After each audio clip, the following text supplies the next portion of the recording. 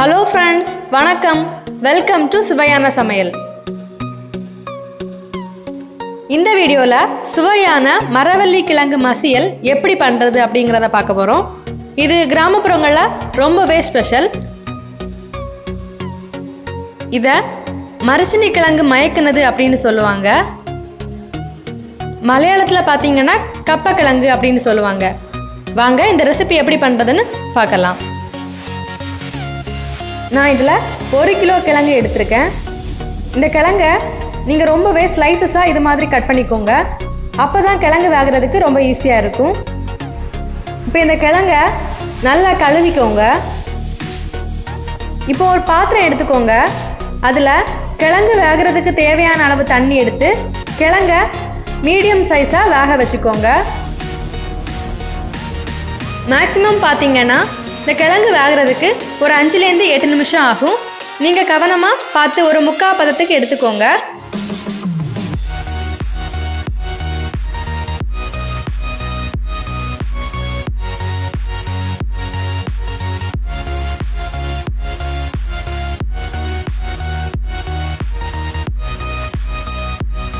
ஒரு முக்கா பதத்துக்கு கிழங்கு வெந்ததுக்கு அப்புறமா அதுல இருக்கிற தண்ணியை ஒரு வடிகட்டி மூலமா நீங்க வடிச்சுக்கோங்க.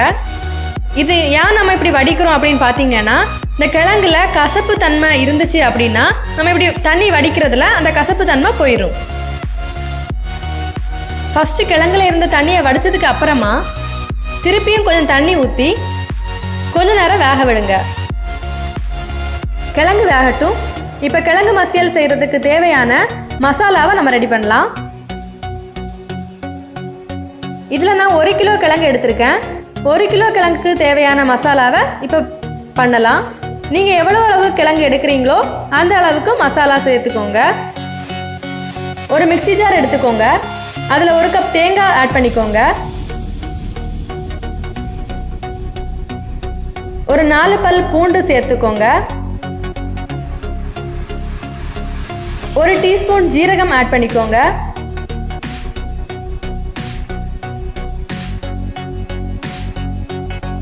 2 காஞ்ச மிளகாய் ஆட் பண்ணிக்கோங்க. உங்க காரத்துக்கு ஏற்ற மாதிரி ஆட் பண்ணுங்க. நான் 2 காஞ்ச மிளகாய் ஆட் பண்ணியிருக்கேன். இந்த கிழங்கு மசியலோட சுவையே இந்த மசாலால தான் இருக்கு. அதனால இந்த மசாலாவை மிஸ் பண்ணாம சேர்த்துக்கோங்க. 2 சாம்பார் வெங்காயம் ஆட் பண்ணிக்கோங்க. 2 சோளா புளி, அதாவது ஒரு புளியமுத்து சைஸ் புளி ஆட் பண்ணிக்கோங்க. நீங்க கிழங்கு ஜாஸ்தியா எடுத்தீங்கன்னா புளி கொஞ்சம் கூட ஆட் பண்ண வேண்டியது இருக்கும்.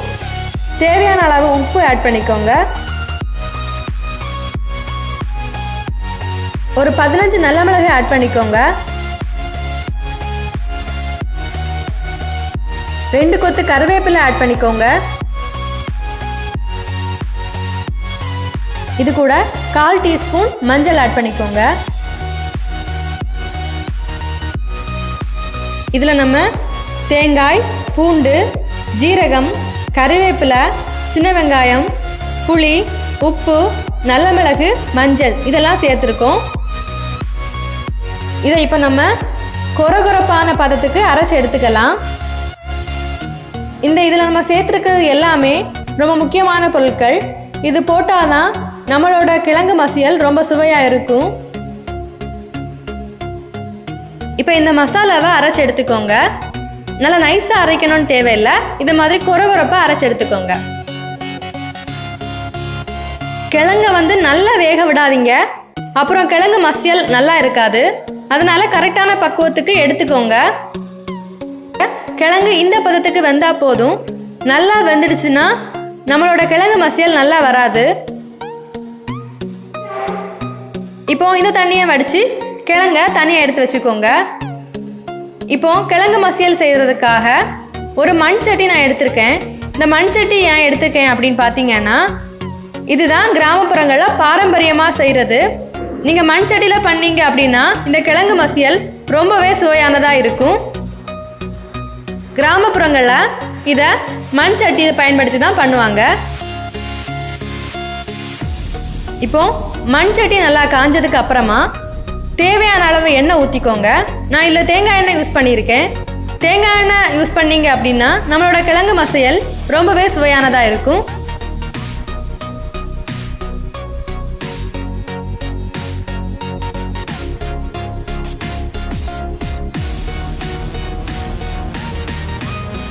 எண்ணெய் நல்லா காஞ்சதுக்கு அப்புறமா தாளிக்கிறதுக்காக கடுகு போட்டுக்கோங்க.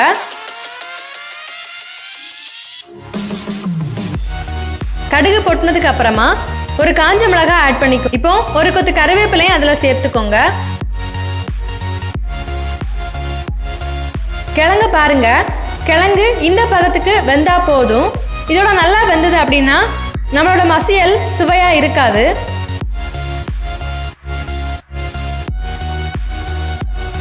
இப்போ இந்த கிழங்க கொஞ்சம் கொஞ்சமா மசிச்சு விட்டுக்கோங்க. இப்போ இதுல நம்ம ரெடி பண்ணி வச்சிருக்கிற மசாலாவை ஆட் பண்ணி நல்லா கலந்து விட்டுக்கோங்க.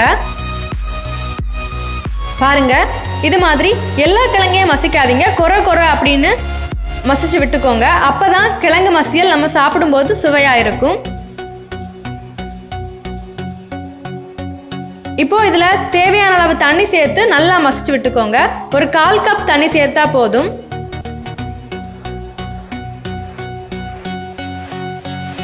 மசாலா அரைக்கும் போதே நம்ம உப்பு ஆட் பண்ணியிருக்கோம், அதனால நீங்க இதுல உப்பு ஆட் பண்ண தேவையில்லை. ஒரு 2 நிமிஷம் சிம்ல அப்படியே விட்டுருங்க. இப்போ நம்ம ஊத்துன தண்ணி எல்லாமே வத்திடுச்சு.